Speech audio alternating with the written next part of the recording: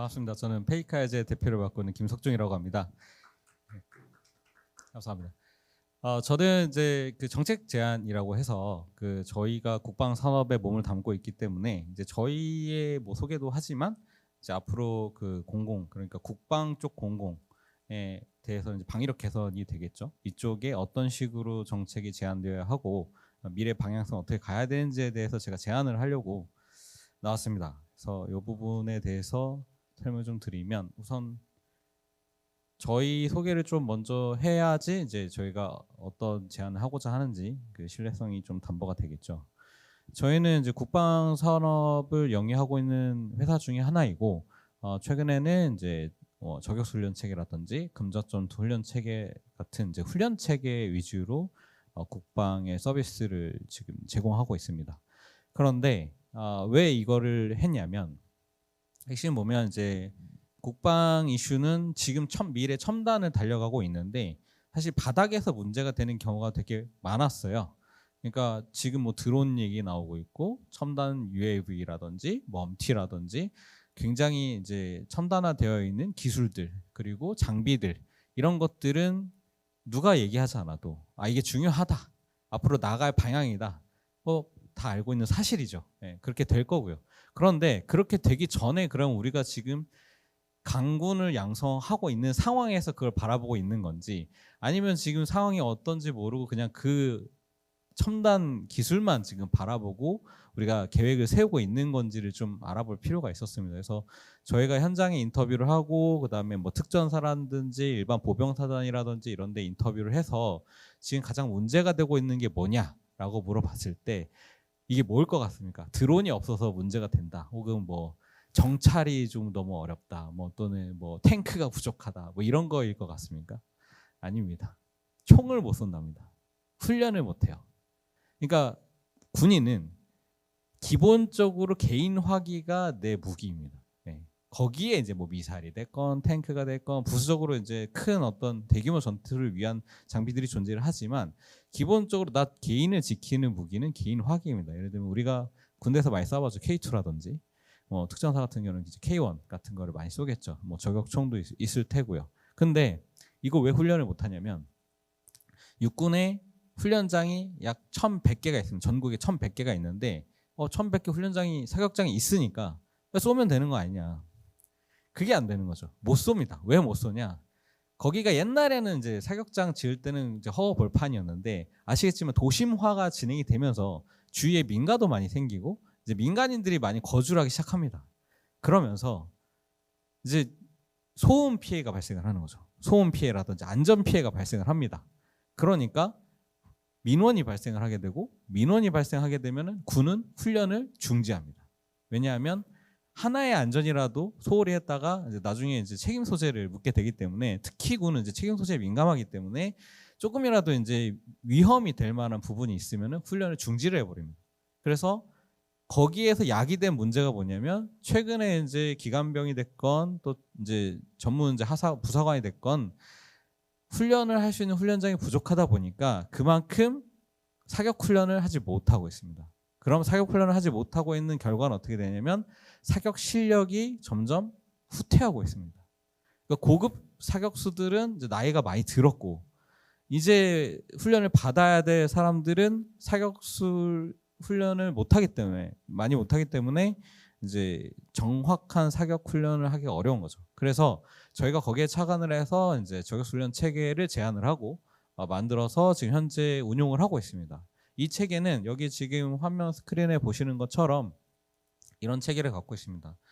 먼 거리에 그 사격을 해야 될 때, 훈련을 해야 될 때 가까운 거리만 있는 조그마한 소규모 사격장에서도 훈련을 할 수 있게끔 AI가 내 총의 위치와 기울기를 산출해서 발사 지점을 획득하고 그 발사 지점으로부터 물리공식, 탄도학 알고리즘을 대입을 해서 최종적으로 가상 1km까지 탄도 곡선을 만들어주는 시스템입니다. 그럼 이거는 왜 훈련이 되냐면, 여기는 훈련장을 조금만 써도 되기 때문에 예를 들면은 민가하고 3km 떨어진 곳에 사격장을 지어야 되는데 이 3km 떨어진 곳에 대규모 사격장을 못 지으니까 조그만한 훈련장 부지를 지어서 거기서 사격 훈련을 하게끔 만든 체계입니다. 그러니까 주위에 민가가 없어야 되고 소음 피해가 발생하지 않아야 하는데 그런 부지를 찾는 것이 굉장히 어렵기 때문에 결국 그런 부지를 찾다 보니까 조금 짜투리 땅들이 나오는 겁니다. 이 짜투리 땅들을 이용을 해서 이제 소규모 사격장을 굉장히 먼 거리에 훈련까지 할 수 있는 사격장을 만드는 게 이번 사업의 핵심이었습니다. 그래서 보시면 이런 식으로 구축이 되어 있는데 약 100m 정도 거리가 있으면 보통 이제 우리가 사격장 K2 사격장 가서 보면은 옛날에 기억나실 겁니다. 멀가중, 멀중가중이라 그래서 50m에서부터 250m까지 이제 K2 사격 훈련을 하죠. 근데 이제 250m까지 사격 훈련 하려면 최소 못해도 한 400m 정도의 훈련장 부지가 필요합니다.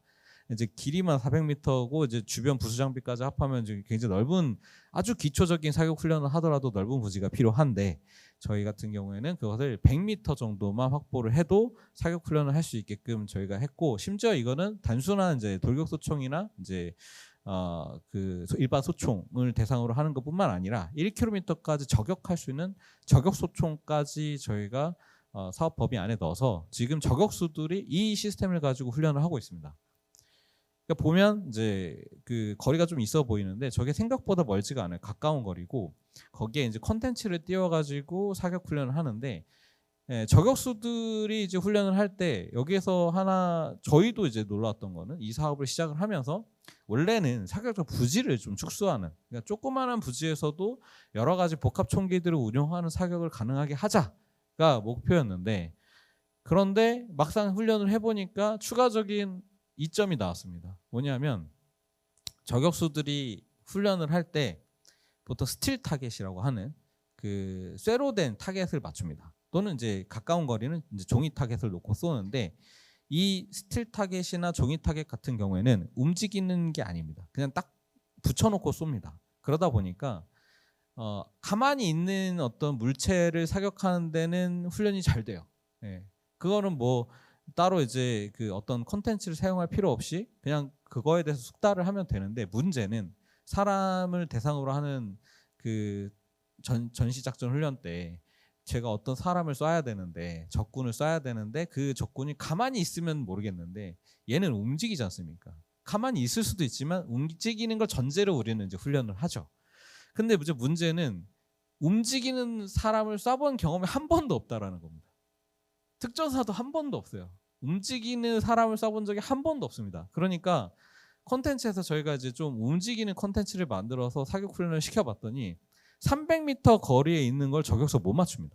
300m 거리에 있는 사람이 움직이는 걸 저격수가 못 맞춰요. 그래서 아니 이렇게 가까운 거리를 저격수가 왜 못 맞춥니까? 이렇게 물어봤더니 자기들은 한 번도 움직이는 타겟에 대해서 리드 사격 훈련을 해본 적이 없다. 배우기는 했는데 교리 규범으로 배우긴 했는데 리드 사격을 해본 적이 없다. 그러니까 당연히 실전에서 한번 쏴보니까 이게 안 맞더라. 이런 얘기를 합니다. 그래서 이 부분이 이제 훈련이 되는 게 너무 좋았다 이런 평가를 받아서 지금 이런 부분들이 생각보다 많이 필요하다. 그러니까 일단 우리가 첨단 무기 이런 것들을 향해서 달려나가는 방향성은 좋은데 좋고 그쪽 방향으로 가는 것도 맞지만 기본을 다지지 않고 달려나가는 데 대해서는 정책적으로 우리가 조금 경계를 해야 될 필요가 있다라고 제가 말씀드리는 겁니다. 그리고 저희가 이제 추가적으로 하고 있는 지금 이제 특전사에다가 제안해서 하고 있는 사업이 근접전투 훈련체계에서 최근에 우리가 도심화되어 가고 있는 전장. 이제 우리의 전장은 옛날에는 야지, 산악 뭐 이런 쪽이 대부분이었다면 지금은 이제 도심화가 되어 있는 전장들이 많죠. 이제 도심화가 되어 있다고 보니까 예전처럼 이제 탱크나 뭐 장갑차나 자주포가 그냥 막 밀고 들어갈 수 있는 지역이 잘 안 나옵니다. 이제 우리는 이제 디펜스를 생각을 해야 되니까 예를 들어서 이제 그 북한군이 서울을 진격을 한다고 하면 서울은 엄청난 콘크리트 덤이죠. 그러니까 여기에서는 절대 뭐 우리가 포탄 쏘면 막 다 무너질 것 같고 하지만 생각보다 콘크리트는 단단하고 155mm 그 자주포를 아무리 쏴도 그 아파트 몇 개 못 무너뜨립니다. 쉽지가 않아요. 그렇게 무너뜨리는 게. 그래서 그 많은 면적의 콘크리트 더미를 다 갖다 폭격으로 쓸어버릴 수 있는 방법은 유일하게 핵폭격밖에 없고 그걸 제외를 하면 사실상 이제 보병에 가서 점령을 해야 되는 지역입니다. 도저히 이거는 탱크나 어쩐 거를 해볼 수가 없어요. 특히 서울은 더 그렇습니다. 그러다 보니까 이제 전략 전술이 그러면 보병들이 들어가서 들어가서 이제 여기서 점령을 해야 되는데 여기서부터 이제 우리가 훈련을 해야 되는 부분이죠. 이제 디펜스 훈련을 하는 겁니다. 그러니까 적이 이제 우리가 도심지로 들어왔을 때 또는 어떤 건물을 점령했을 때 우리가 건물로 들어가거나 또는 우리가 건물 안에서 들어오는 적을 상대하거나 이런 이제 훈련들이 필요한데 지금까지는 이제 특전사들은 그런 훈련을 해요. 707이나 특전사들은 그런 훈련을 하는데 아까도 말씀드렸다시피 고정 표적지를 가지고 훈련을 합니다. 그럼 무슨 문제가 발생하냐면 고정 표적지는 어떻게 돼요? 항상 있던 자리에 있습니다. 그러면 이제 몇 번 쏘고 나면 이 표적지는 어디에 있으니까 외워서 보지도 않고 쏴도 다 맞춥니다. 들어가서. 그리고 실탄 사격을 전제로 하기 때문에 이렇게 막 움직이는 어떤 오브젝트들을 놓기가 쉽지가 않아요. 안전상의 문제로. 그래서 저희가 이런 부분들을 해결하기 위해서 이제 MRHMD를 착용을 하고 공포탄을 사용하는 형태로 이제 사업을 만들었습니다. 그러니까 기존에 이제 이런 것들에 대한 불편함이 뭐였냐면 VR 훈련 장비라 그래가지고 이렇게 이제 베이스테이션 깔아놓고 내 이제 수트 같은 거 입어가지고 내 몸을 추적하는 형태의 시스템을 했었는데 이제 KCTC 과학화 훈련장에 그런 게 있었는데 그게 문제가 뭐냐면 장비가 너무 많고 장비 관리도 너무 어렵고 장비 유지 보수가 너무 이제 잘 안 되고 그리고 훈련하는 시간보다 장비 세팅하는 시간이 더 길다. 이런 이제 문제가 있었습니다. 그래서 저희가 AI 기술을 도입을 해가지고 장비를 최소 간소화하자 해서 헬멧만 장비로 하고 나머지는 기본 장비 내가 가지고 있던 총, 내가 입고 있던 이제 전투복 그냥 입고 가서 훈련할 수 있는 시스템을 저희가 만든 겁니다. 뭐냐면 외부에 이제 센서가 없으니까 HMD에 있는 카메라가 이제 다수가 이제 저희가 장착되기 때문에 이 카메라를 기반으로 나의 위치를 추적을 하고 내 총의 위치 또는 이제 이 건물의 이제 공간 좌표들을 생성을 해서 렌더링되는 적군을 대상으로 공포탄을 사격을 하면 이제 탄도학이 만들어지고 실제로 맞았는지 안 맞았는지 적이 나를 쐈을 때 내가 맞았는지 안 맞았는지를 확인할 수 있는 그런 시스템이 됩니다. 그래서 여기서 핵심 기술은 공간상의 좌표를 실시간으로 획득하는 것. 그게 고정된 카메라가 아니라 고속으로 움직이는 동적 카메라에서 공간 좌표를 획득을 하고 그 공간 좌표 상에서 나의 위치와 내 총의 위치 등을 추적하는 것이 핵심 기술입니다. 그래서 이 부분이 앞으로 이제 계속 고도화될 예정이고 이거를 이제 하기 위해서 만들었던 기술들이 이제 이런 기술들이죠. AI를 이용해서 비전으로 이제 이게 모노큘러 비전을 가지고 단한 카메라죠. 단한 카메라를 가지고 이게 총구야라고 이제 인식시키는 것. 그다음에 총구면 이 총구의 위치가 어디야? 기울기는 뭐야? 를 이제 산출해내는 비전 AI를 만들어낸 거죠. 그리고 총을 발사를 하면 발사 시점에 탄도학을 만들어내야 되기 때문에 발사 시점에 총구의 위치와 기울기를 우리가 알아야 정확한 탄도학을 구현할 수 있지 않겠습니까? 단순히 내가 들고 있는 이제 총의 위치와 기울기를 안다고 해서 정확한 탄도학을 만들어낼 수 없겠죠.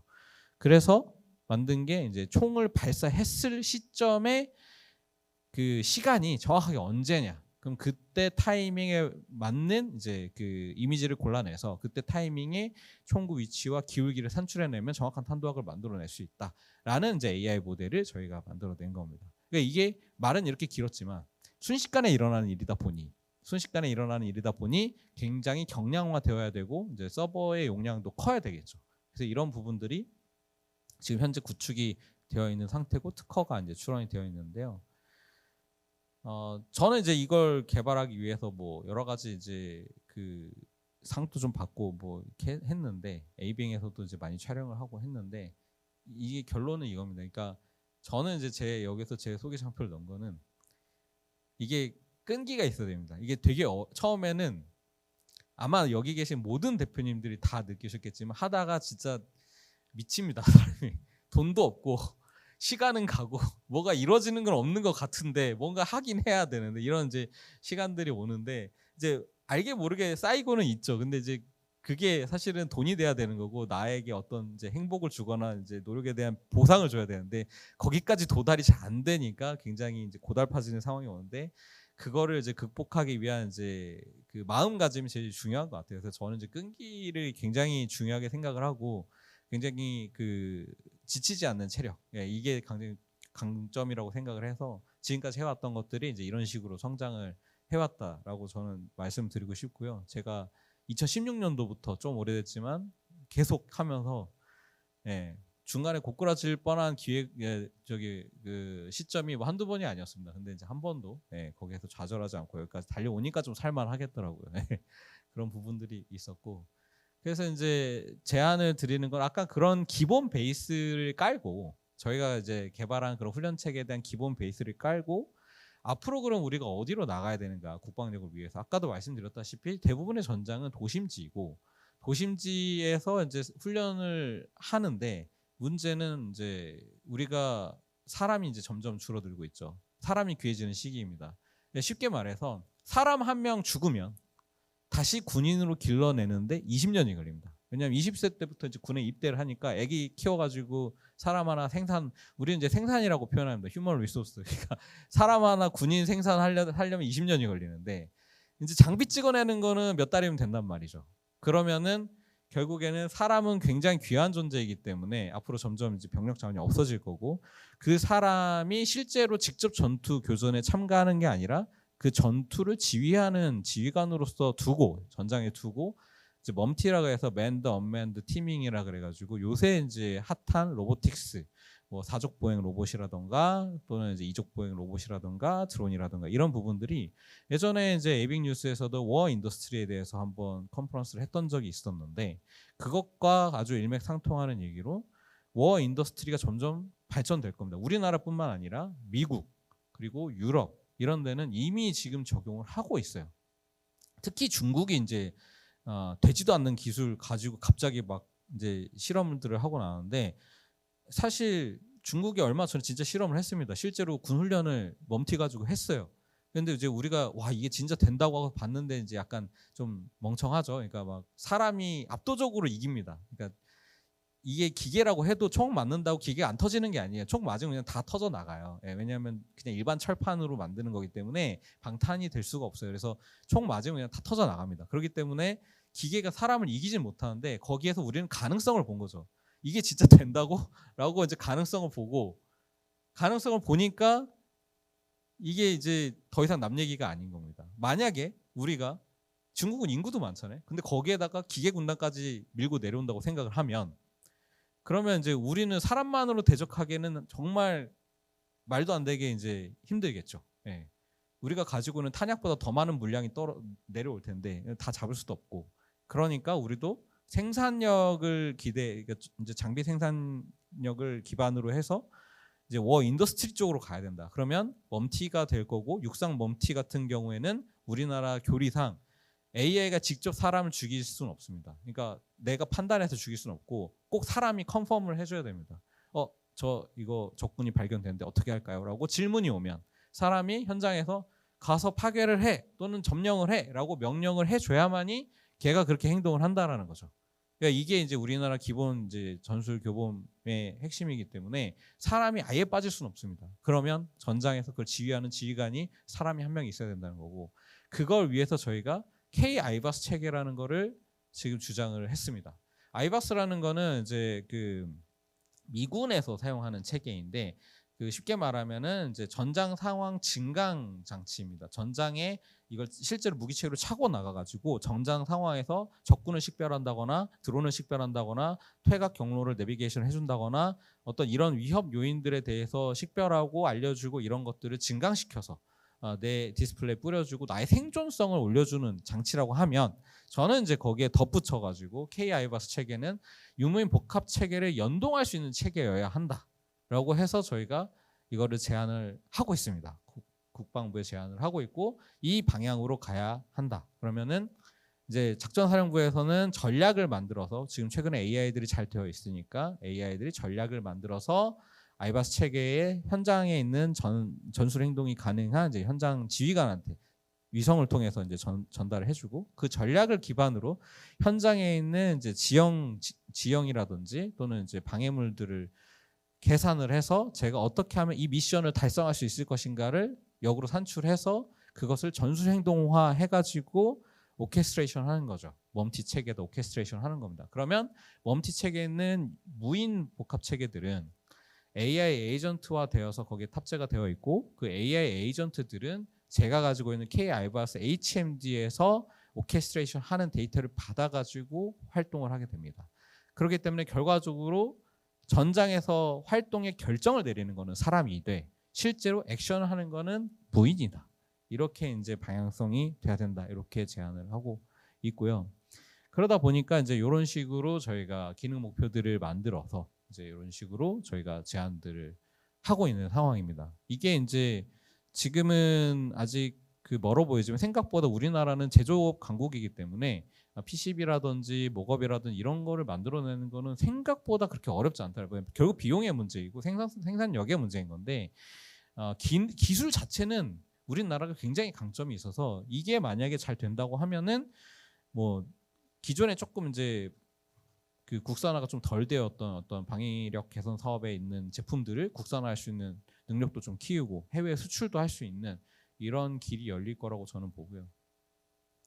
이게 이제 향후에 이런 식으로 된다. 지금 이게 KCTC 과학화 훈련장에 이제서 이렇게 훈련을 하고 있는 건데 이거는 마일즈 체계라 그래가지고 레이저를 발사해서 실제로 맞았냐 안 맞았냐를 하는 겁니다. 근데 여기에서 문제는 아까도 말씀드린 착용해야 될 장비가 너무 많고 관리 유지 보수해야 될 게 너무 불편하고 그리고 레이저의 특징상 직진성이기 때문에 얘가 탄도하게 아닙니다. 그냥 직진을 해서 때리기 때문에 정확한 우리가 원래 실탄을 쏠 때하고는 좀 차이가 있을 뿐더러 레이저는 얇은 방해물에도 다 가로막힙니다. 예를 나뭇잎을 못 뚫어요. 레이저는. 그러면 제가 실탄을 쐈을 때는 나뭇잎이 있건 없건 쟤를 맞출 수가 있는데 레이저로 쏘면 나뭇잎이 걸려가지고 제가 안 맞습니다.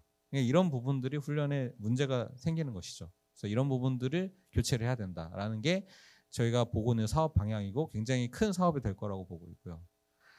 요게 이제 미군에서 사용하는 아이바스 실제로 무기 체계를 이제 현장에서 적용해서 사용을 하고 있는데 교전 상태에 미군은 들어갑니다. 미군은 교전 상태에 들어가요. 실제로 본인들이 이제 소규모 분대 단위 전술을 기본으로 하는 애들이기 때문에 얘네들은 대규모 전략 전술을 잘 안 해요. 왜냐하면 대규모로 전쟁에서 이긴 역사가 많이 없어요. 미군이 생각보다. 이제 대규모로 하면 뭐 베트남 전쟁도 적고 그 다음에 뭐 그 대규모 전쟁이라고 할 만한 게 그렇게 많지는 않았는데 이제 2차 세계대전 이후에서는 대규모 전쟁 해가지고 이긴 사례가 별로 없기 때문에 소규모 분대 전술 훈련을 해가지고 타격 입히는 건 굉장히 잘합니다. 거의 그걸로 다 이겨요. 예. 그래서 이제 소수의 그 정예 병력들이 가는데 얘네들이 생존성이 굉장히 중요하거든요. 얘네들을 하나 훈련시키는데 수십억이 들어갑니다. 그래서 이 사람들을 생존력을 올리는 게 결국에는 가치 있는 산업이 되는 거고 그 가치 있는 산업 중에 하나가 아이바스 체계가 됩니다.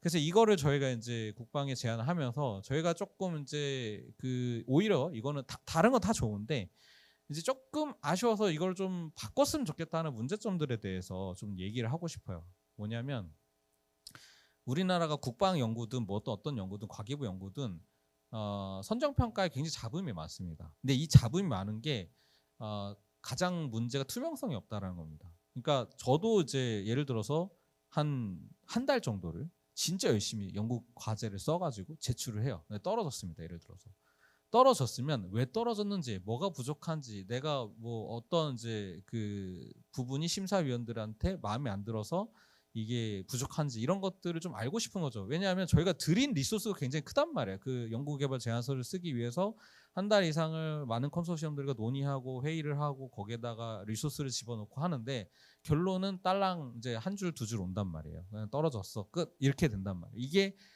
너무 불투명하기 때문에 정보 공개를 청구한 적이 있습니다. 이거 좀 과정을 좀 투명하게 알려주십시오. 도대체 뭐가 문제입니까? 라고 했더니 안 알려줍니다. 왜 안 알려주냐? 이제 명백한 답은 이거예요. 그걸 알려주면 심사위원들이 위축이 돼서 평가를 못한다.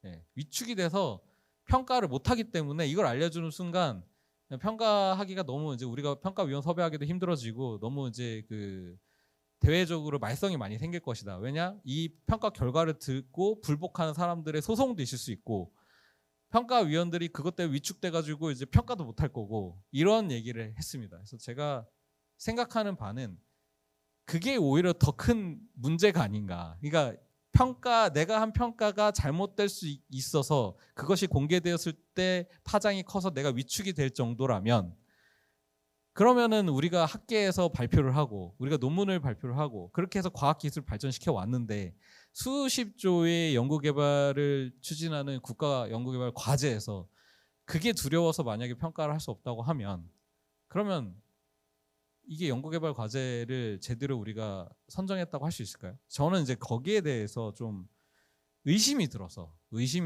이 부분을 좀 투명하게 공개를 해야 된다 보고 있고요. 이 부분을 좀 제안하고 싶습니다.